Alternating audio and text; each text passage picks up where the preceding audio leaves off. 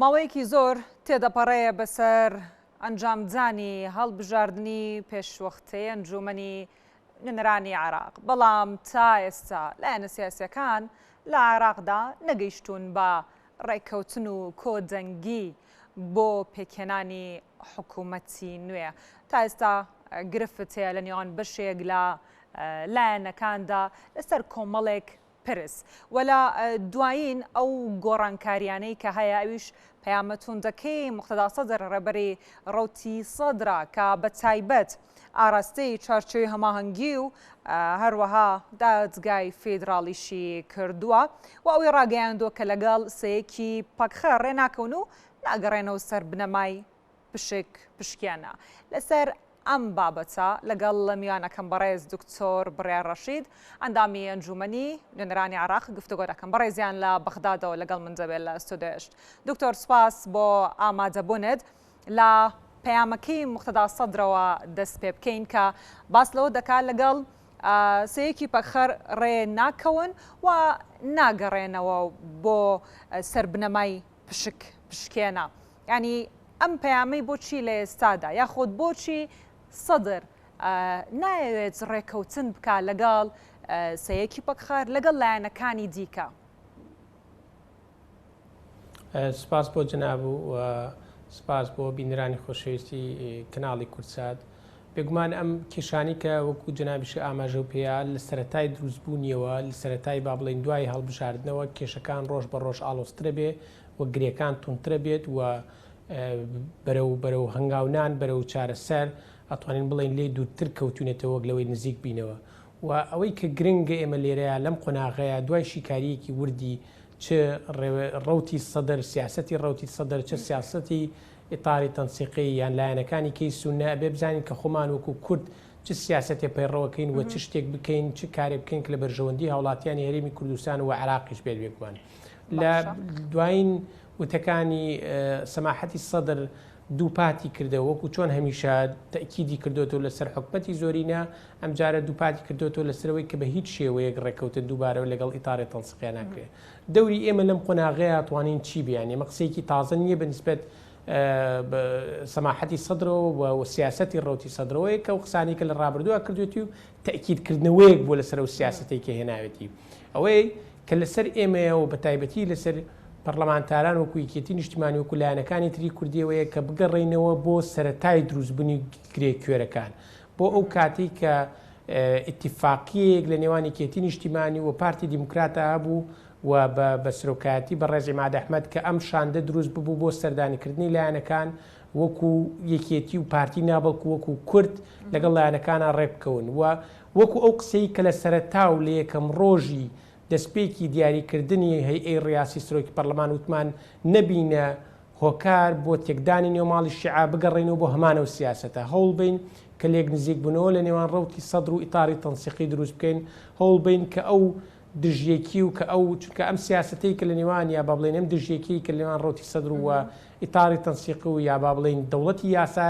کە هەیە ئەمە مێژووکەیە گەڕێتەوە کۆنا و لە سەرەتای دروستبوونی حکومەتی نوێی عێراقەوە ئەم ململانەیە هەبووە و بەتایبەت لە دوای 2010ەوە زۆر بەڕوونی ئەمە درێژەی کێشاوە ئەمە شتێکی تازە نییە. باشە دکتۆر ئەوەی کە باس کرد جگە لەلایەن یەکێتی نیشتیمانی کوردستانە و لایەن لایەنە دیکەی کوردیەکانەوە هەبووە تا ئێستا ئەفو پرسیارەکە تێنەگەشت ئەو هەوڵەی کە باست کرد کە هەوڵ دراوە بۆ ئەوەی کە نەبنە هۆی ناکۆکی لە نێوان نێوماڵی شیعەدا یاخود لە نێوان لایەنە سیاسیە عێراقیەکاندا ینی ئەم هەوڵە کە لە ماوەی ڕابردووشدا بینیمان لەلایەن بە تایبەت یەکێتی نیشتیمانی کوردستانەوە کە نەبنە هۆی گرفت و کێشە لە نێوماڵی شیعەدا لە نێوماڵی سوننەدا لە نێوان هێزە عێراقیەکاندا لایەنەکانی دیکەی هەرێمی کوردستانیش بۆ جۆرە مامەڵەیان کردووە؟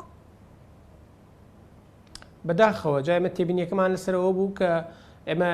وەکوتم لە سەرەتا ئیتفاقیەک لەگەڵ پارتی دیموکرات هەبوو و وەفدی هاوبەشیش هەبوو و سەرۆکی وەفدەکەش کە دیاریکرا بوو بەڵام ئەو بوو کە ئیتفاقیەک لە پشتەوە لەگەڵ ڕەوتی سەدر کردیان و ئێستاش ئەوەی کە ئەبینینەوەیە کە پارتی بەم ئیتیفاقی و بەم ڕێککەوتنە و بەم هاوپەیمانەتی کە پێی وتری هاوپەیمانی ڕزگاری نیشتیمانی بە تووشی جۆرێک لە ئیحراج بوون بووە و ئەبینین کە خۆشیان لە شەقامی با بڵێن عراقیە بە ڕوونی پیانەوە دیارە کە نامورتاحن لەم ڕێککەوتنە لەبەرەوە ئەوەی کە لەگەڵی کێتی کردی کە لە پشتەوە ڕێککەوتنی لەگەڵ سەدرا کردووە لەگەڵ ڕوتی سەدرا کردووە ئێستش بینین کە ڕوتی سەدر بە جۆرێک لە جۆرەکان لە ڕێککەوتنەکانە هیچ گەڕانەوەیەک ناکات هیچ پرسێک ناکات بە برادرانی پارتی و بە پارتی دیموکرات و دوو زۆر جار تووشی موقیفی حراجی کردووە بەڕای ئێمە چارەسەرێک یعنی ئەگەر هەنگاوێکی گونجاو لەم قۆناغەیە ئەوەیە کە ئەوەی کراوە کە ئەوەی بەرامبەری کراوە پارتی بگەڕێتەوە بۆ نقطەی سفر هەرچۆنێک بێت چونکە زۆر بە ڕوونی بە علەنی دیارە کە ڕوتی سەدر لە زۆربەی هەنگاوەکانە ناگەڕێتەوە بۆ ئەو لایەنانێکی هاوپەیمانیتی لەگەڵا کردو بە تایبەتی پارتی دیموکرات ئەمە زۆر بە ئاشکرا لە چەندین شوێنم گلێ و گازندە هەبووە یعنی یەکێک لە وتانی تەنانەت بە ڕێز و شارزێباری کە ئەو قسەی کردووەڵێ هۆکاری دوورخستنەوەین بە دەرەجەی یەکەوە بوو کە لە مودەی ڕابردووە تویتەکەی سەماحەتی سەدر بووە کە ڕێککەوتنمان لەگەڵەیە بووە لەبەرەوە چارەسەر تاکە چارەسەر بۆ ئەم قۆناغە بە تایبەت وەکو ئەرکێکی نیشتیمانی لەسەر لایەنە کوردیەکان و لەسەر بە تایبەت پارتی دیموکراتەوەیە کە لەو ڕێککەوتنە پێش ئەوەی کە ئیعلان بکرێت و هەڵبوەشێتەوە چکە هەڵوەشانەوەی زۆر نزیکە پێشەوەی هەڵبوەشێتەوە یان پێشەوەی پراوێز بخوێن و یاد دەربکرێن خۆیان بگەڕێنەوە داوای دانوستان بکەنەوە لەگەڵ یەکێتی نیشتیمانی و یەکێتی نیشتیمانیش بەدەم ئەم هەنگاوانەی پارتی بچێت و بتوانین لە نقطەی بیداییەوە ئەو نقطەی کە باسم کرد لە سەرەتاوە دەست پێ بکەن و لەگەڵ لایەنەکانی تر دانیشتن بکرێت و هەوڵی ئەو هەوڵی کە یەکێتی نیشتیمانی سەرەتاترین بەرنامەی بوو کە نێوماڵی شیعڕێک بخاتەوە لەم دەست پێ بکەنەوە بۆ هەوڵانە و هەوڵ بین کە ڕێککەوتنێک لە نێوان ئیتاری تەنسیقی و ڕوتی سەدا دروست بکەین لەبەرەوەی حکومەتی زۆرینە سەکە لەسەرەوە نییە تەنها بڵێن ئەمە کرد کە کاتی هەڵوەشانەوەی ڕێککەوتنەکە نزیک بۆتەوە ئەمە بۆچی ینی ئەگەری زۆرەکە و ڕێککەوتنە هەڵبۆشێندرێتەوە ئەگەری هەڵوەشانەوەی ئەم بارودۆخی کە ئێستا هەیە یاخود ئەم چەقبەستنە سیاسی کە لە عێراقدا هەیە بە چه ئاقارێکدا دەڕوە گۆڕانکاریەکان چۆن دەبێت لە عێراقدا بگومان ئەگەری هەڵوەشانەوەی نزیکە هۆکارەکە شێوەیە لەبەرەوەی ئەساسی دروستبوونی ئەم ڕێککەوتنە